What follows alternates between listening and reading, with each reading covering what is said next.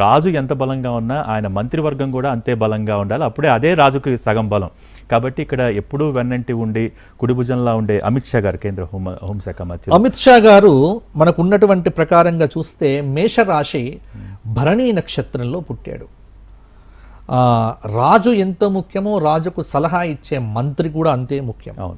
ఇక్కడ ఈ సంవత్సరం కనుక చూస్తే మేషరాశి భరణీ నక్షత్ర జాతకుడు ఆయన విశేషం ఏంటంటే ఆయనకు లగ్నం వచ్చి సింహలగ్నం అయింది. సింహలగ్నంలో అద్భుతంగా బుధుడున్నాడు, భాగ్యంలో గురువు ఉన్నాడు. ఆ భాగ్యంలో ఉన్నటువంటి గురువు యొక్క అనుగ్రహము ప్రస్తుతము గురు మహాదశలో శనిలో గురువు యొక్క భుక్తి జరుగుతూ ఉన్నది. అద్భుతంగా ఉంది.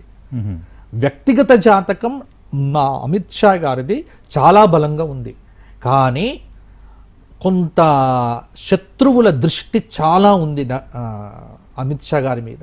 కాపాడుకోవాలి, తనను తాను కాపాడుకోవడం అనేటువంటిది చాలా ముఖ్యము. ఏమాత్రం అజాగ్రత్తగా ఉన్నా ఇబ్బందికరమైన పరిస్థితులు ఆయనకు ఏర్పడతాయి. ఎందుకంటే ఏలినాటి శని కూడా ఆయనకు నడుస్తూ ఉన్నది.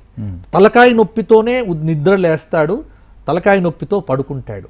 కానీ ఈ మధ్యలో సాధించేటువంటివన్నీ కూడా విక్టరీసే ఉంటాయి.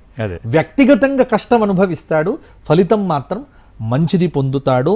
అలాగే రాజ్యపూజ్యం కంటే అవమానం, తను ఎంత మంచి చేసినా తను టార్గెట్ అయిపోతూ ఉంటాడు. తను ఎంత చేసినప్పటికీ అందరి చేత నరేంద్ర మోడీ గారు ఎక్కువ టార్గెట్ కారు, అమిత్ షా గారు బాగా టార్గెట్ అవుతూ ఉంటారు. ఆయన మీద అవినీతి ఆరోపణలు లాంటివి కూడా వచ్చే అవకాశం ఈ సంవత్సరం లేకపోలేదు. ఎందుకంటే రాజ్యపూజ్యానికి అవమానానికి దగ్గరలో ఉన్నాడు ఆయన.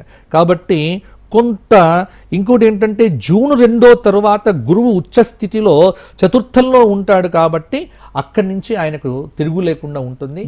జూన్ నుంచి కొంత అద్భుతంగా ఉంటుంది. కొంత కాపాడుకుంటే సరిపోతుంది.